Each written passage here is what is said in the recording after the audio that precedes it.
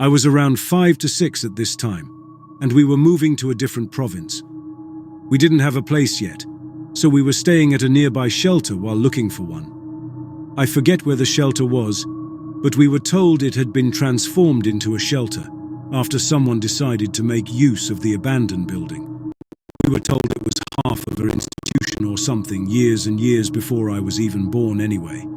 We had a strange room. I'd say it was about 8 by 9 foot room, with a heavy metal door and 2 bunk beds, one on either side of the room. The bunk beds had metal framing and seemed a tad bit unstable, and the mattresses were hard, and the floor was concrete, and not even a tiny window, but we didn't complain because it was temporary. We were the only ones living in a room on that floor. I remember very vividly that my siblings and mother were in the kitchen preparing the food for the shelter. As it was their turn, that was part of the agreement to stay there. Plus, there were at least 40 other people. It was 2 to 3 floors and had a basement. I remember going to bed early because I was really tired, so my mum opened the heavy door and let me in the room, turned on the light and waited for me to climb the ladder to the top of the bed before saying good night. She then turned the light off and I snuggled in the blankets, but I couldn't fall asleep, so I stared at the ceiling. I don't know how much time had passed, but I then heard the bunk bed on the other side of the room creak, as if someone was climbing up the ladder on that bunk bed right across from mine, and since my older brother was the one who slept there, I spoke thinking it was him, and he somehow quietly snuck in the room to not wake me up. So when I heard the creaking stop, indicating someone was on the mattress across from me, I said, "Hey Aiden, you didn't have to sneak in, I can't fall asleep," only to get no response. This was unusual for him, since he'd usually say something right away, either to tease me or help me sleep. However, I got no response, just the sound of the sheets rustling a tiny bit. I assumed he didn't hear me, so I spoke louder. "Hi, Aiden, did you guys finish the food yet?" No response. To this, I became a little bit worried that something had him upset, so I sat up and turned my head towards the bed, hoping that I would be able to comfort him if he was upset. I barely got his name out of my mouth when I had realized it wasn't him, but a dark figure, some girl around my age at the time. She had 2 braids and a puffy old-fashioned dress. She had been sitting crisscross, staring and pointing in my direction.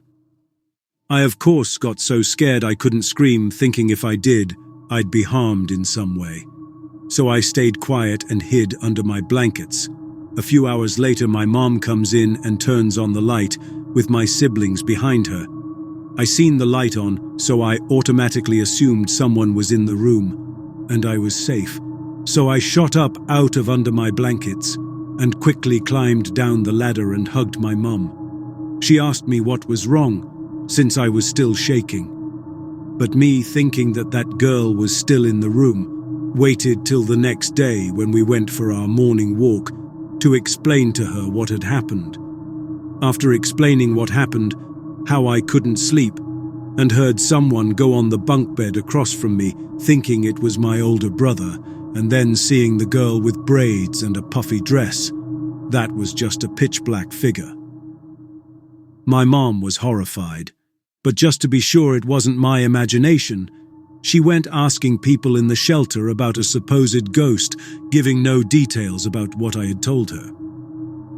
This lady, we'll call her Courtney, told my mom, "Yes, there is a spirit roaming. It takes the form of a girl and has 2 braids and an old-fashioned dress. She used to visit me every night but suddenly stopped when you guys moved in. We were the only children in the shelter, so that might have been the reason. I don't know." My mom replied to Courtney, "Well, my daughter seen someone with the exact description you had given me, and at first I thought it was just her imagination, or something like that." Anyway, Courtney then walked away. Things were pretty quiet after that.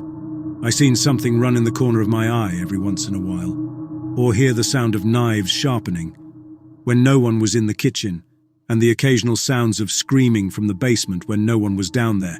However, it was a family room you could book. One day our family had booked it. There were kids' toys, colored maps, wooden tiled floors, and a TV.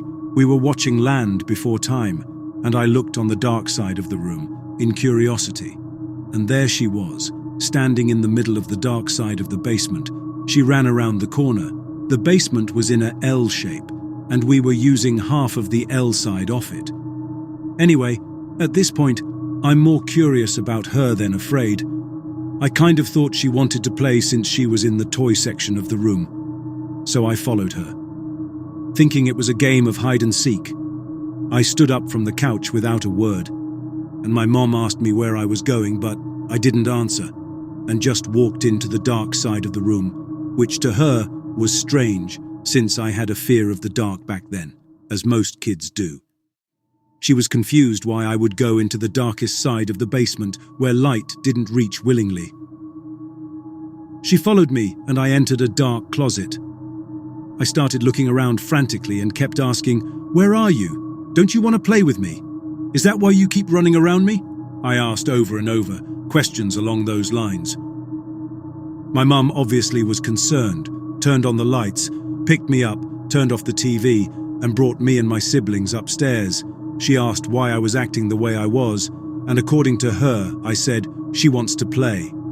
After that, Mum and the rest of my family started getting scratches and tiny bruises mysteriously within a week. My mum found a place, and we moved there, leaving our toys and stuff behind. Believing the spirit could have possessed them to follow us, we only kept a few clothes, money, food, and IDs. We bought new stuff at the store, and lived on the other side of town away from the shelter.